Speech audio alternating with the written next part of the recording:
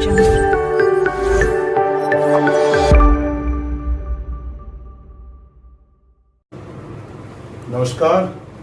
जय हिंद। मैं ब्रह्म सिंह फौजी अपने YouTube channel career discuss with Brahm Singh फौजी पर आपका हार्दिक स्वागत करता हूं। और आज के हमारे मेहमान हैं मिस्टर अनुराग, जो इंजीनियर हैं, मैकेनिकल इंजीनियर हैं। और इनसे जानेंगे कि अगर एक युवा इस फील्ड में आना चाहता है तो उसे क्या क्या तैयारियां करनी होंगी। तो मिस्टर अनुराग, अपना परिचय दें। नमस्कार साथियों, मेरा नाम अनुराग मिश्रा है और मैं यूपी से बिलोंग करता हूँ। अभी फिलहाल एक मल्टीनेशनल कंपनी में एज ए इंजीनियर काम कर रहा हूँ। अच्छा मिश्रा जी, आप ये बताएं आपकी क्वालिफिकेशन क्या है। सर, मैंने हाई स्कूल किया है और हाई स्कूल के बाद डिप्लोमा किया पॉलिटेक्निक का। मैकेनिकल ट्रेड है हमारी और 3 साल का डिप्लोमा था।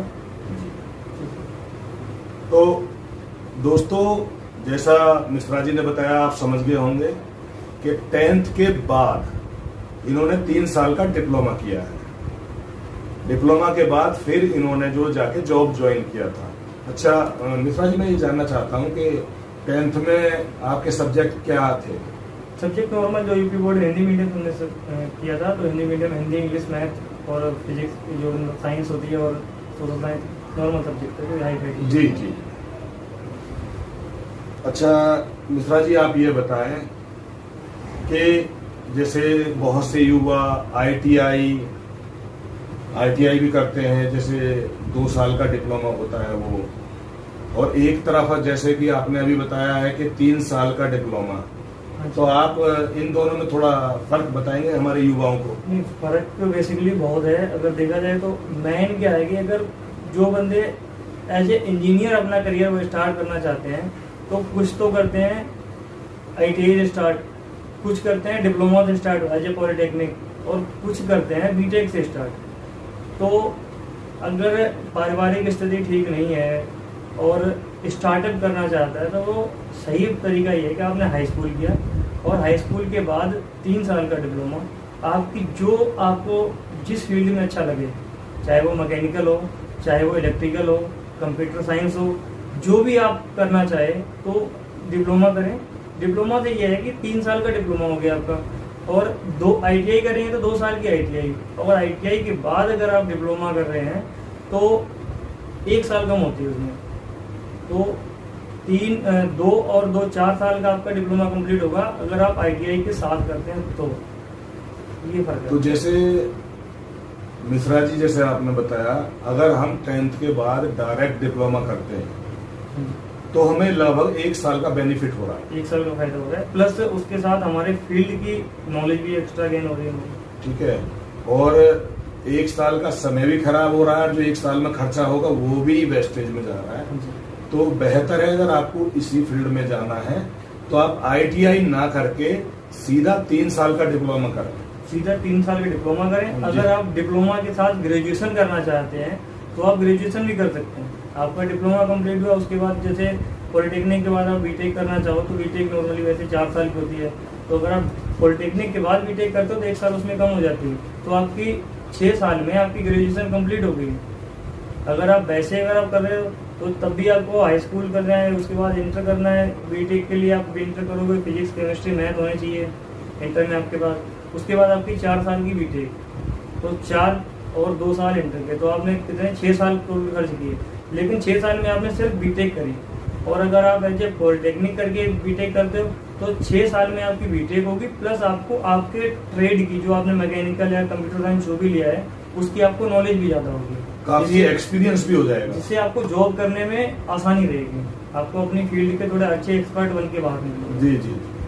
क्योंकि अगर आप पहले 12th करते हो, फिर बीटेक करते हो, तो कुछ लंबा समय हो जाता है, और फिर उसके बाद आप फ्रेशर के तौर पे कहीं भी जाते हो तो आप ज्वाइन करते हो, तो फिर उसके लिए थोड़ा समय चाहिए एक्सपीरियंस के लिए।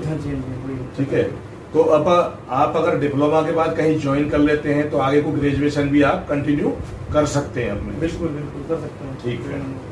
अच्छा, मैं अनुराग जी इसमें एक और अपने युवाओं को क्लियर कराना चाहता हूँ, जैसे सैलरी पैकेज वगैरह होते हैं इसमें, कहाँ से सैलरी स्टार्ट होती है, जी सर। क्या है इसमें? हर जॉब के लिए सैलरी तो मैटर करती है। अगर आपने एज ए डिप्लोमा स्टार्ट किया है तो डिप्लोमा के बाद आप किसी भी कंपनी में जाओगे तो डीटी की जाओगे, डिप्लोमा इंजीनियरिंग ट्रेनिंग के लिए। तो अगर आप कॉलेज से आपका प्लेसमेंट हो रहा है किसी अच्छी कंपनी में तो नॉर्मली आपकी 30-35 हज़ार पर मंथ स्टार्टिंग होंगी। अगर आप खुद कंपनी में जा रहे हो और नॉर्मल कोई छोटी मोटी कंपनी आपको हायर कर रही है, आप ये मान के चलिए नॉर्मली आपकी स्टार्टिंग जो है 10 से 15 के स्टार्टिंग आपकी है, और आपकी लास्ट जो है वो 30 से 35-40 जो जैसी कंपनी है इतने हो सकती है, नॉर्मली इतने से ही होती है। युवाओं से मैं बताना चाहूँगा, इसमें भी जैसे कि मिश्रा जी ने बताए 2 पॉइंट हैं। एक तो ये है कि आप अपने कॉलेज के अच्छे स्टूडेंट हैं और कोई भी बाहर से कंपनी आती है, आपका इंटरव्यू लेती है, कंपनी के द्वारा प्लेसमेंट करती है, तो उसमें आपकी सैलरी के बहुत अच्छे चांसेस हो जाते हैं। और अगर आपकी प्लेसमेंट कॉलेज से नहीं होती है और आप किसी भी फैक्ट्री में या किसी भी कंपनी में इंटरव्यू देके अपना सिलेक्शन करा रहे हैं, तो उसमें सैलरी के कुछ चांसेस कम हो जाते हैं। जैसा कि इन्होंने बताया कि प्लेसमेंट के थोड़े 30 से 35 हज़ार से स्टार्टिंग होती है, और अगर आप किसी कंपनी में इंटरव्यू दे रहे हैं और वहां आपका सिलेक्शन होता है तो इन्होंने बताया 10 से 15 हज़ार से आपका स्टार्टिंग होगा। फिर और मिश्रा जी ये बताइए आप, जैसे सैलरी आगे का, जैसे कुछ जॉबों में किसी का 50 हज़ार होता है, 1 लाख होता है, तो आगे आपकी मेहनत है। अगर आपने डीटी स्टार्ट की है तो आप उसमें प्रमोशन भी लोगे टाइमली डेट में। अगर आप सही काम कर रहे हो तो हर कंपनी टाइमली प्रमोशन देती है। जैसे कि आपने स्टार्टिंग में डिप्लोमा इंजीनियर ट्रेनिंग बने, उसके बाद आप junior engineer, senior engineer, assistant manager, सारे इसमें पोस्ट हैं। पोस्ट के हिसाब से सैलरी है।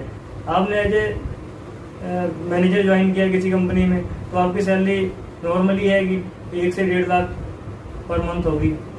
हाँ, तो जैसा कि मिश्रा जी आपने बोला है, तो इसमें जो मेरे को समझ में आया है वो ये आया है कि आप जब नई ज्वाइनिंग करते हैं उससे लेके जैसे जैसे आपका एक्सपीरियंस और आपकी पोस्ट बढ़ती जाती है तो आपकी सैलरी बढ़ती जाएगी और भविष्य में आप अपने करियर में यहाँ पे स्टेबल हो सकते हैं। बिल्कुल बिल्कुल, एक बेस्ट ऑप्शन है अगर कोई इस लाइन में या इस फील्ड में आना चाहता है तो बेस्ट है, क्योंकि इसमें ये इंजीनियर शब्द जो है ये बहुत ही ज्यादा अहम शब्द है, क्योंकि इंजीनियर वही लोग बनते हैं जो टेक्निकल नॉलेज रखते हैं, चाहे वो इलेक्ट्रॉनिक हो, चाहे ये मैकेनिकल हो या किसी भी टाइप का फील्ड हो। तो जो लोग काफी अच्छी नॉलेज रखते हैं और उस फील्ड में उनको काम करने की दिलचस्पी है तो उनके लिए ये बेस्ट है। ठीक है, अच्छा, अभी काफी बातें आपने हमारे युवाओं को बताई, मुझे उम्मीद है कि हमारे युवा जो काफी समझ गए होंगे। अच्छा मिश्रा जी, मैं ये जानना चाहता हूँ कि अगर एक युवा को अपना करियर इसमें स्टार्ट करना है, जैसे कुछ समस्याएं आती हैं, कुछ कंफ्यूजन होती हैं, तो आप इन्हें कोई संदेश देना चाहेंगे? जी सर, सबसे बड़ा कंफ्यूजन जो है आमतौर पे, खासतौर पे गांव के क्षेत्र में, कि हर गार्जियन बच्चे को यही कहता है कि आप बेटा ITI कर लो। तो लोगों को या तो जानकारी का अभाव कह लें या तो उनके पास कॉलेज वगैरह की फैसिलिटी ना कहें। तो मैं यही कहूँगा कि अगर आप एज ए इंजीनियर आप अपनी करियर की स्टार्टअप करना चाहते हैं तो आप हाई स्कूल के बाद तुरंत, मतलब 10वीं के बाद आप पॉलिटेक्निक करें। जो भी आपकी इच्छा हो जिस भी फील्ड में जाने की, तो वो आप पॉलिटेक्निक करके फिर आप ग्रेजुएशन, पोस्ट ग्रेजुएशन, बीटेक या एमटेक जो भी करना चाहे आप कर सकते हैं। सिर्फ हाई स्कूल से ही आप पोस्ट ग्रेजुएट बन सकते हैं। ये जरूरी नहीं कि आपको BA करना है या MA करना है, वो एक अलग फील्ड है। अगर आप एज ए इंजीनियर बनना चाहते हैं तो आप इसी में ही डिग्री हासिल कर सकते हैं। अच्छा करियर है इसमें। जी, तो मेरे दोस्त आप सभी समझ गए होंगे कि कुछ युवा 10वीं के बाद 11वीं 12वीं या BA MA या जो भी जिस फील्ड में जिन सब्जेक्टों में वो हैं उधर चले जाते हैं, फिर बाद में ये प्लान करते हैं कि मुझे क्या बनना है। और हमारे चैनल का भी मकसद यही है कि युवाओं को जागरूक करना कि कुछ युवा समय खराब कर लेते हैं। तो मेरा सुझाव है सभी युवाओं को अपना समय खराब ना करें, सही समय पे सही डिसीजन लें और जिस भी ट्रैक पे आप जाना चाहते हैं उसको प्रॉपर सीनियर से या पेरेंट्स से या दोस्तों से हमेशा डिस्कस करते रहें, क्योंकि आपको आपका जो टारगेट है वो क्लियर होना चाहिए कि आपको आखिर लाइफ में बनना क्या है और क्या उससे संबंधित अपनी पढ़ाई आगे बढ़ानी है। तो बहुत बहुत धन्यवाद आपका मिश्रा जी, और धन्यवाद, आपने अपना कीमती समय दिया और हमारे युवाओं को काफी नॉलेज दी। और युवाओं को मेरा फिर से वही जो हर वीडियो में मैं बोलता हूं, दोस्तों हमारे चैनल को देखते रहें, क्योंकि इस पे हर बार अलग अलग सब्जेक्ट पे वीडियो आती रहेंगी।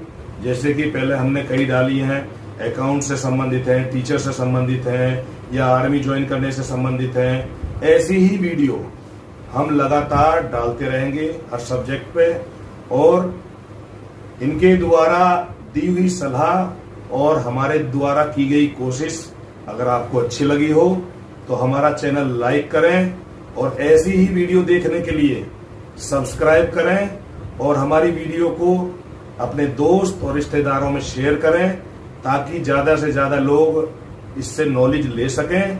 और धन्यवाद, नमस्कार, जय हिंद।